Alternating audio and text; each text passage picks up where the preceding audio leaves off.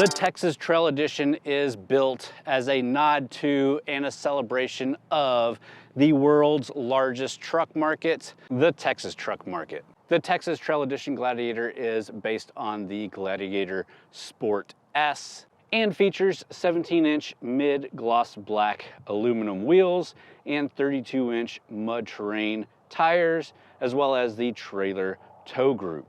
And of course, we're going to jump into all of that here in just a second, but before we do, let's first talk about those different trim levels available on the Gladiator. All right, let's quickly run down the list of trims.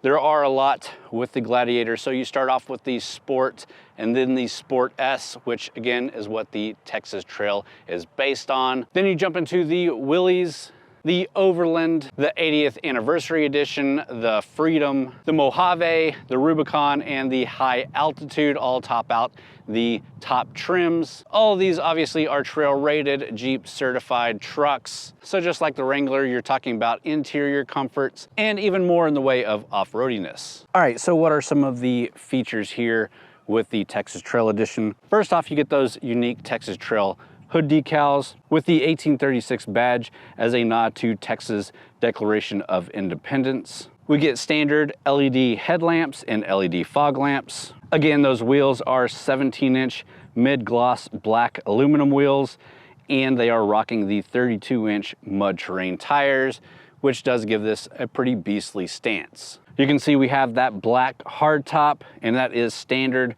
with the Texas Trail Edition, as well as those side steps are standard.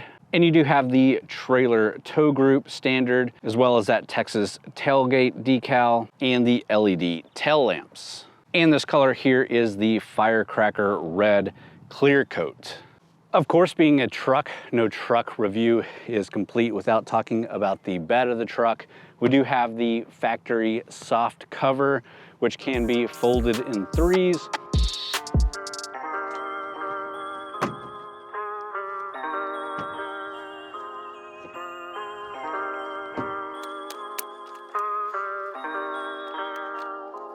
To fold back or pull out completely.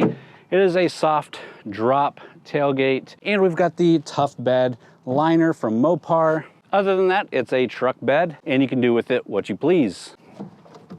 One of the features that I wish this truck did have that it doesn't have is the grab handle lock and unlock feature, where you can just grab the handle and it'll unlock instead of having to use the key.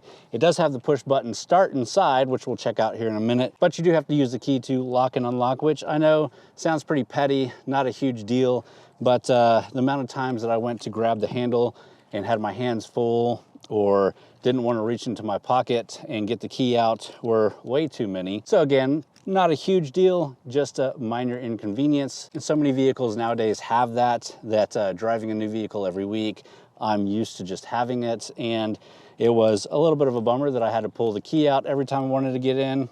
Again, first world problems.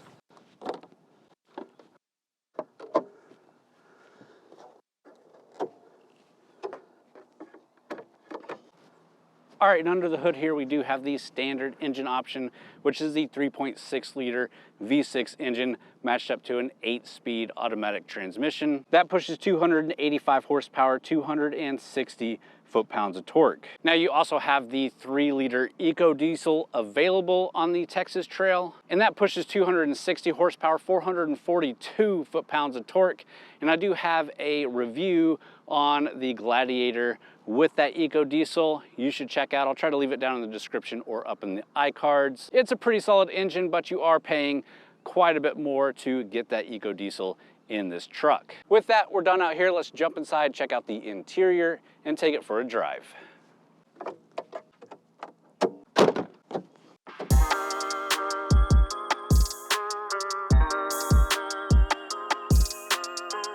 All right, let's quickly take a look around the interior. There's not much to look at here, but then we'll get it out on the road, take it for a drive, maybe try to get it onto a quick trail, and then we'll start wrapping the video up, but let's get into this interior. So what's special here, the big thing is it has the black interior, and we have leather trim bucket seats, and these things are embossed with the Texas Trail graphic. So they are custom and unique to the Texas Trail. Other than that, you have a pretty basic setup in here, what you would find in pretty much the Sport S trim. We do have the 7-inch touchscreen display, and 7 inches is pretty small, but it does have Apple CarPlay and Android Auto integrations. Of course, the Apple CarPlay is super small in here and very cute. The way that it crops it in and puts it inside the smaller box so you can still see other things, not sure I care for that, but it is what it is. And if it was up to me, you would probably find Daniel Miller's Texas audiobook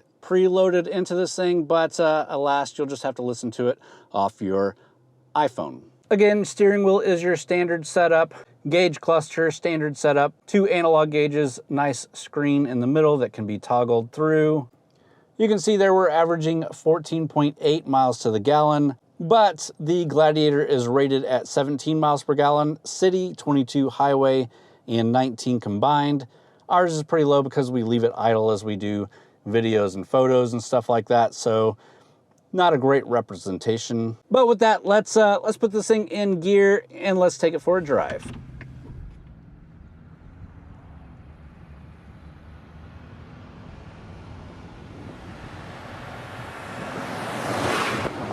So this is a pretty tall truck, especially for a mid-sized truck. Thanks to those big tires, thanks to the Jeep off-road suspension. And that affords you, obviously, better off-roadiness, but not necessarily better on-road feeling.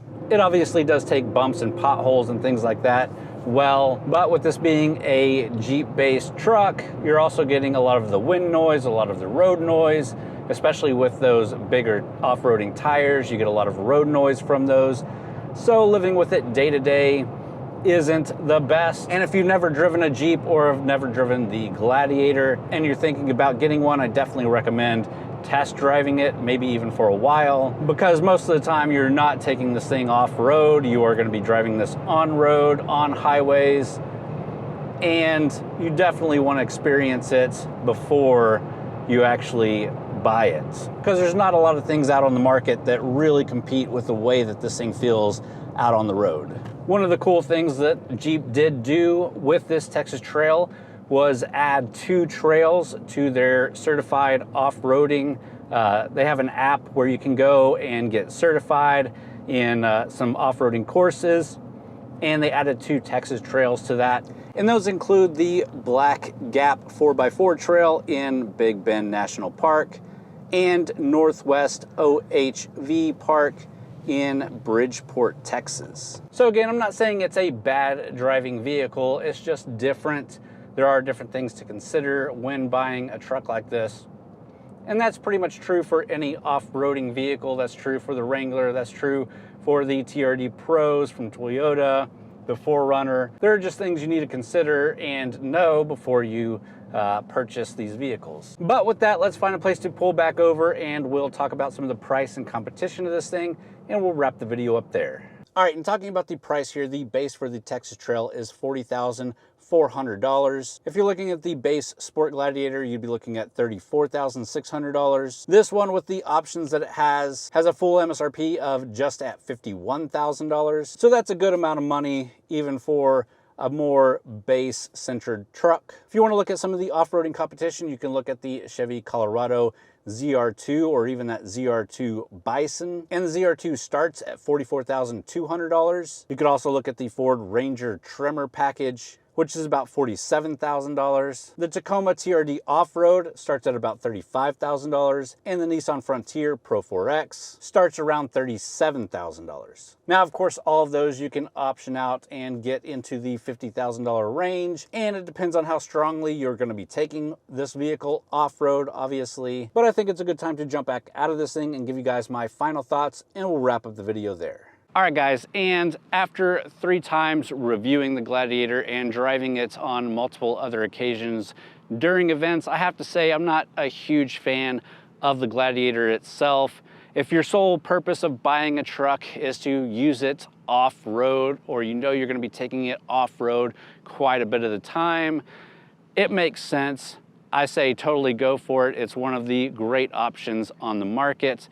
Personally, for me, if I was buying a mid-sized truck, I'm not taking it off-road especially not very often. So personally, I'm going for the daily comfort more than the ruggedness of it. So I personally would choose the Ranger or even the Colorado, especially that ZR2 Bison. I really like that thing, or the new Ranger Tremor. But again, that comes down to personal preference. If you get in this thing, you like the way that it drives day to day, I don't begrudge you for getting one. They are beastly vehicles and can handle pretty much anything. But that's my personal take on it. Interested to hear what you guys think. Leave it down in the comments. Let me know what you think about the Gladiator and this Texas Trail Edition. Like the video if you did enjoy it. Subscribe to the channel. If you haven't already, we do a different review every week. Also go check out TXGARAGE.com for more written reviews as well as event and news coverage. We've got a lot of great authors over there doing a lot of great work, so definitely go check them out. And with that, guys, thanks for watching.